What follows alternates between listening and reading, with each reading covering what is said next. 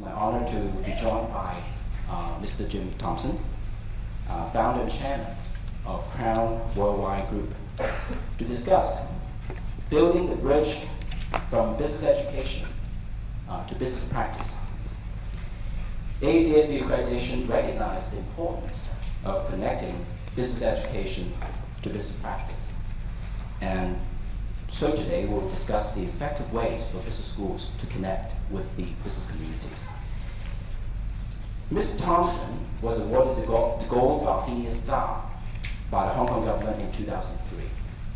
The Gold Bohemian Star is awarded to eminent persons in Hong Kong who have given very distinguished service to the community, or who have rendered public and voluntary service of a very high degree of merit.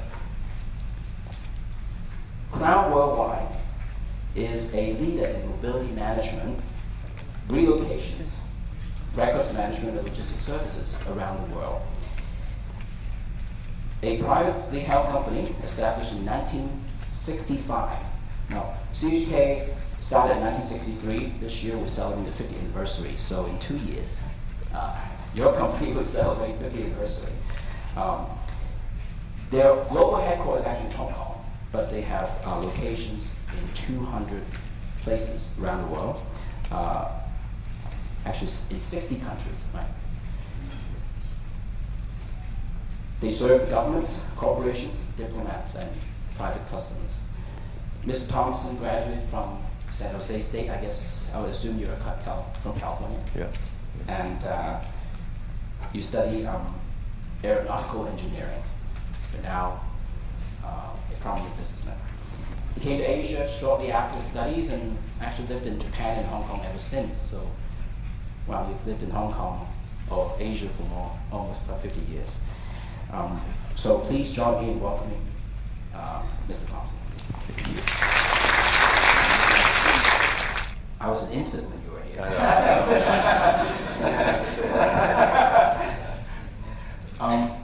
Yeah, let me ask you the first question. What kind of MBA graduates do multinational companies like yours look for in such an increasingly globalized environment? Well, I think, MBA graduates obviously command a higher salary, so we're looking for a more dynamic type of leader. I think in a global society, certainly our company is a global company now, so we're looking for people who, for the most part, are transferable. We'd like to say that we could bring someone into the company, maybe we would base them in a specific location to start, but we'd like to think that as they increase their skills and move up the ladder, we could transfer them to another location in our business where their skills would be needed, or they would, they'd be able to enhance their own career a bit better because the job would be more demanding of what we needed.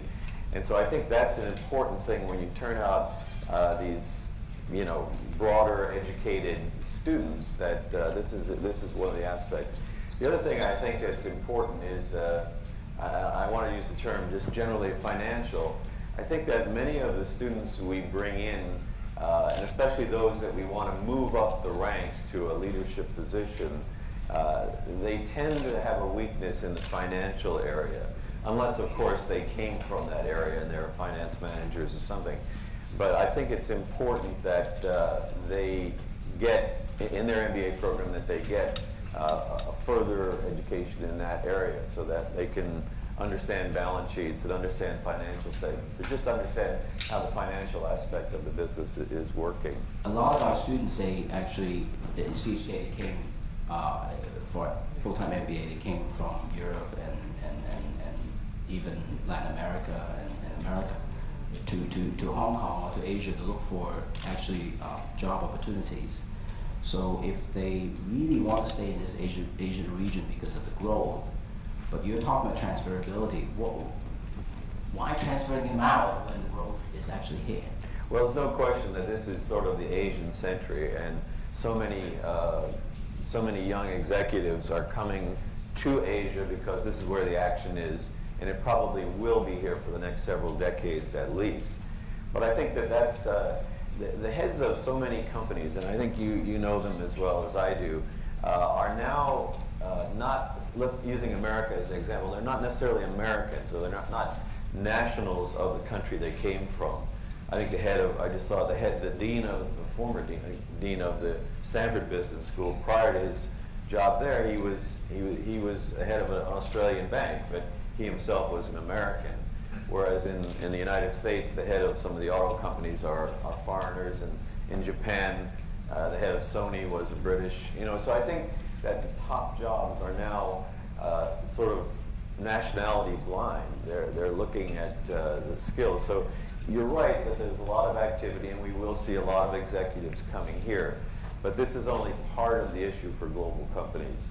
I think there's still much more activity in developing areas like South America and Africa, and they will have to be transferable to those areas as well if they're going to move up the ladder to the top jobs. Let's focus on transferability. You think that there are special challenges for someone like yourself to come to Asia to work? What sort of challenges do you think they will face? And also, vice versa, an Asian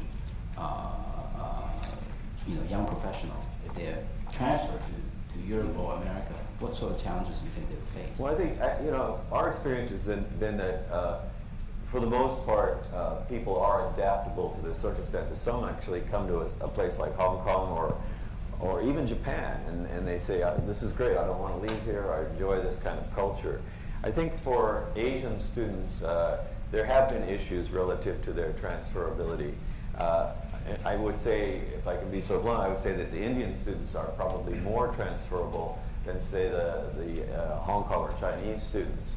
And to get to the heart of that, you'd have to study it a little bit more deeply, but I think that some of it might have to do with language skills. Indian students, for example, come out fluent in English, and they have been, you can find them managing in many places around the world, especially in the last couple of decades. I think Hong Kong and mainland China students and Taiwanese students are equally intelligent and equally capable, but for some reason they haven't been as transferable to, say, European locations, unless, of course, they've gone to school there or they have more experience of the culture of those countries. But I think for the short run, yeah, this is going to be the place, and we're finding a lot, I'm in the mobility business, we're finding a lot of French and German students finding their way to this part of the world to take advantage of the opportunities that are here and that will be developing here because of the Chinese growth and mainland China growth. You mentioned about the challenges from Asian students, but what about European students or American coming here? What are the potential challenges they face? Well, I think, like your experience. Not so much in Hong Kong, but certainly in China, there's a language issue because, and actually in Japan to some extent too, and perhaps other countries. But generally speaking, Hong Kong, Singapore, Malaysia, their English is widely spoken. But I think that the challenges will be language, and also cultural adaptation to the places they may be going. So I think that's it's a great advantage for those students to incorporate in their education process language skill. And I think that if they're going to work in China, they should make that part of their program. I started out in Japan, and I found that in Japan, at least when I was there, you had to have some level of Japanese if you were going to be successful there. There's a lot of things you could do in English, but certainly there were a lot of things you had to understand in Japanese, as well as the cultural nature of the place as well. Yeah, I can't agree more. At CUHK, our MBA is in English, but we really hope that the foreign students can really come and have an intensive training in Mandarin and Putonghua. Yeah. For the undergrad program, we have a very popular program with the University of South Carolina.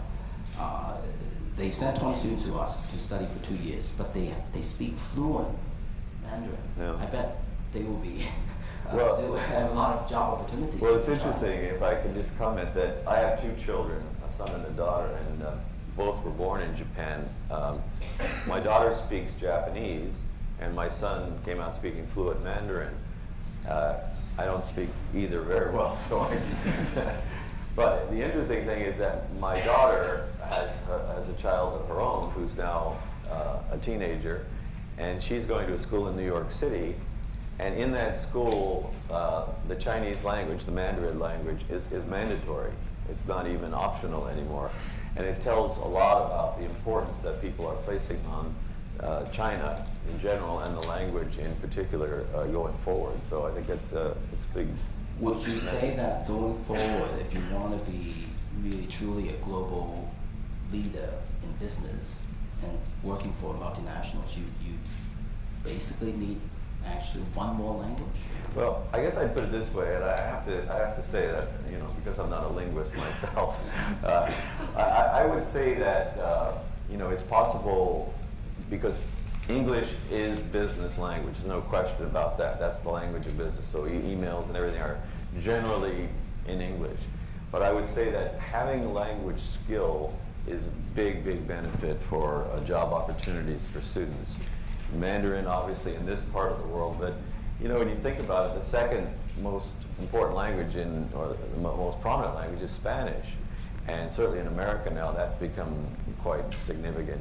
So yeah, I mean, I think it is important to have that on your CV, to be that you have a second language, whatever it may be. And a lot of the foreign students that come here from Europe, because English is their second language, but it would be helpful if they could pick up some Chinese as well. I want to pick up on your comment on transferability, a special challenge to East Asian students.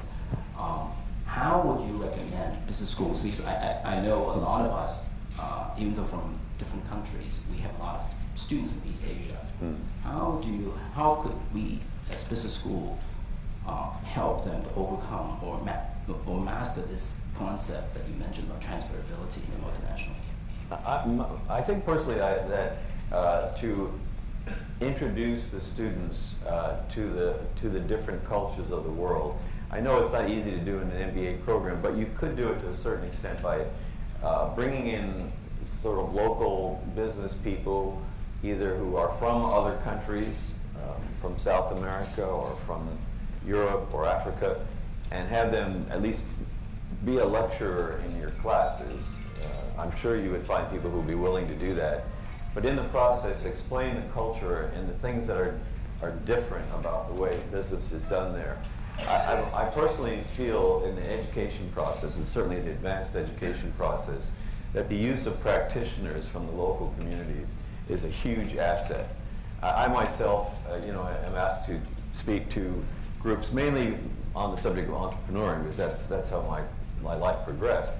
But there are a lot of business people from established, bigger companies who are working in communities like Hong Kong, or I'm sure your communities, and I'm sure they'd be willing to come in and just talk about their business, talk about a specific case they were involved in, or talk about the culture of the country they came from.